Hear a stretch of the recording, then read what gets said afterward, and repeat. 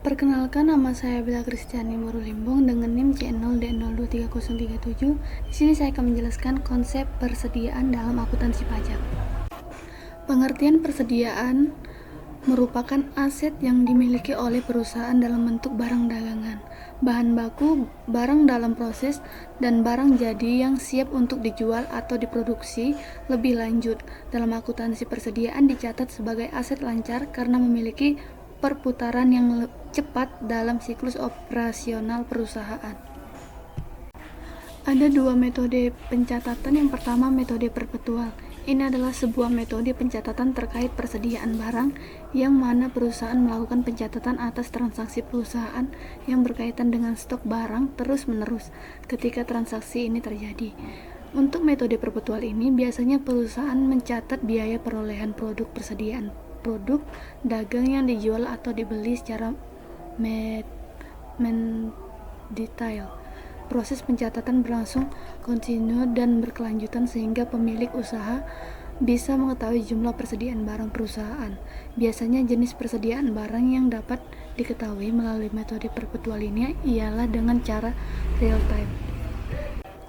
Yang kedua, metode periodik. Metode periodik ialah pencatatan persediaan yang mana perusahaan tak akan melakukan pencatatan dengan cara mendetail terhadap persediaan barang sepanjang periode. Sama seperti metode perpetual, biaya perolehan untuk persediaan barang yang terjual biasanya ditentukan dan di tiap akhir periode. Inilah alasan metode ini dinamakan sebagai metode periodik. Sistem dalam pencatatan persediaan barang metode perpetual. Yang pertama, metode perpetual LIFO.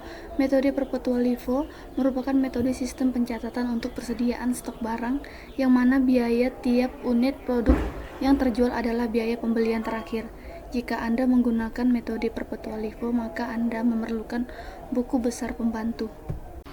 Yang kedua, metode perpetual FIFO, metode penilaian terhadap persediaan barang. Dalam hal ini, barang disesuaikan menurut urutan sesuai dengan urutan saat pembelian barang. Kalian harus melakukan beberapa langkah saat menyusun pencatatan persediaan barang dengan metode perpetual ini, yakni dengan menghitung HPP. Yang terakhir, pencatatan perpetual average. Metode perpetual average atau biaya rata-rata bisa dipakai dalam mengelola persediaan barang untuk menghitung rata-rata biaya dari tiap jenis barang saat pembelian terjadi. Kemudian, biaya unit tersebut digunakan untuk melakukan perhitungan biaya tiap kali terjadi pembelian dan penjualan. Untuk selanjutnya, hitunglah rata-rata biayanya.